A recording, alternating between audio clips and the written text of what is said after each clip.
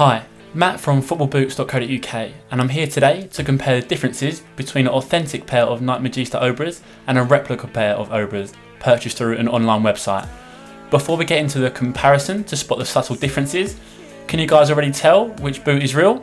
Either way, leave your comments and thoughts below.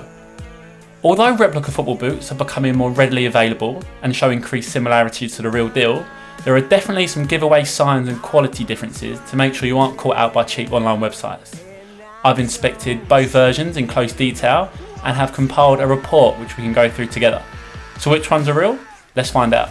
Okay, so here we have the authentic pair of Obras and this here is the replica pair of Obras. Let's start with the collar, and as I bring in the authentic pair, the collar is nice and soft. I'm putting my fingers in, not too hard. I'm just pulling it out and it's nice and soft. It's got a nice quality feel to it and just pushes out with not a lot of force at all. Now as I bring in the replica pair, it feels very stiff, almost cardboard-like inside. Just turning it round, it's got very stiff, very little movement, and that's not going to provide a very comfortable fit for the player at all. So that's definitely something to look out for. If you get a pair and you're not sure if they're real or not, just put your fingers inside and just have a test. It's just not stretching at all. If I can bring them in both together, try and get them in focus, we can just see just a difference that the authentic pair offers. So continuing with the collar, if I bring in the authentic pair, we can see that the dynamic fit collar features a two-tone effect. Okay, so you can see the wolf grey mixing in with the black, and it offers a really nice look to it. Really quality, really luxury.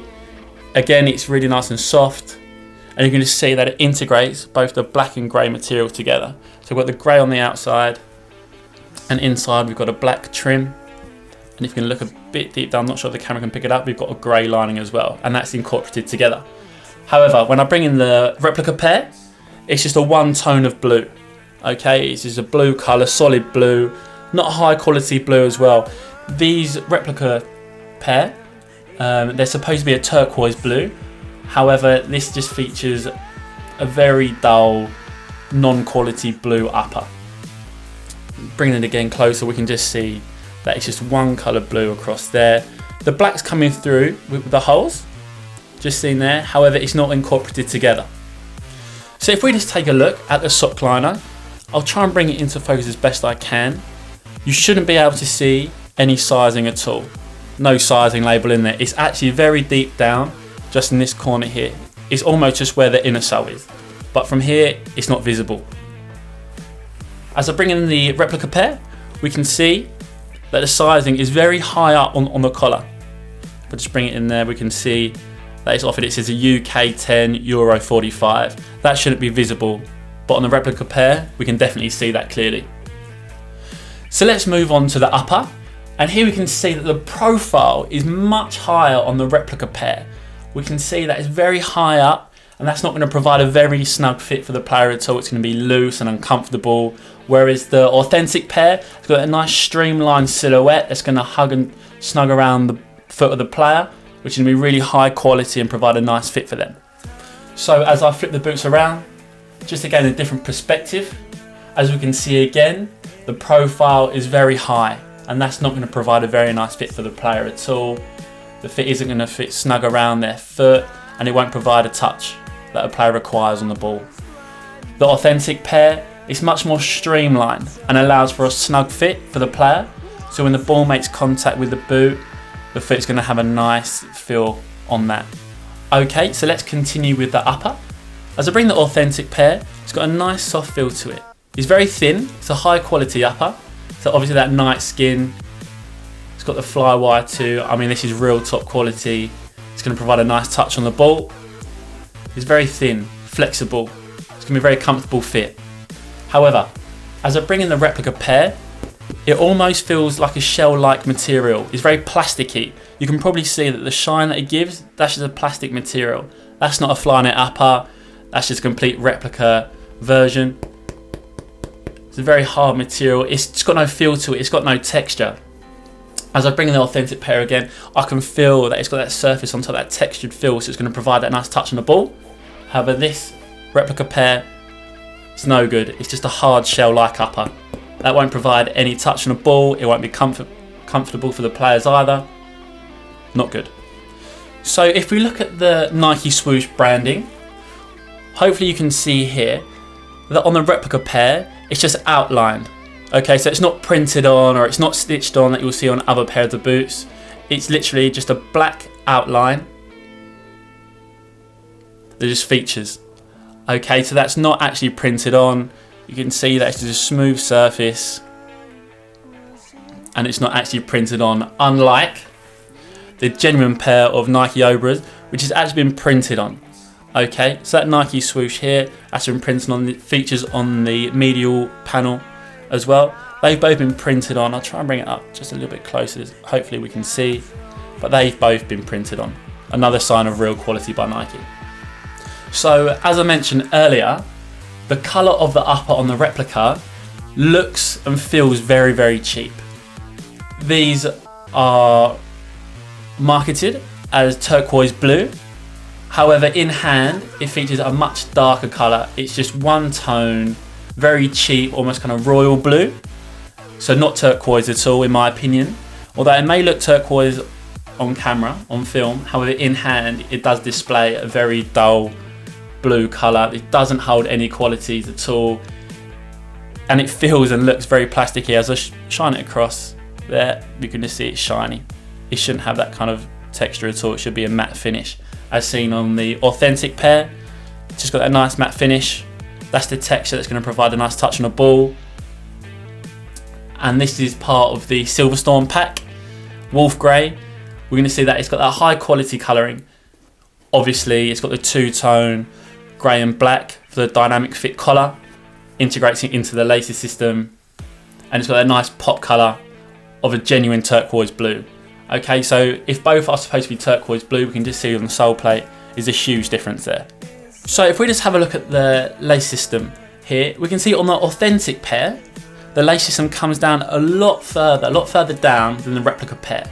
As soon as the laces stop on the replica pair, the lacing system stops as well. Okay, authentic pair, it just continues just an inch or so, just a little bit lower, as we can see here. So obviously a really important integral part of paying money for a pair of boots is the craftsmanship and build quality.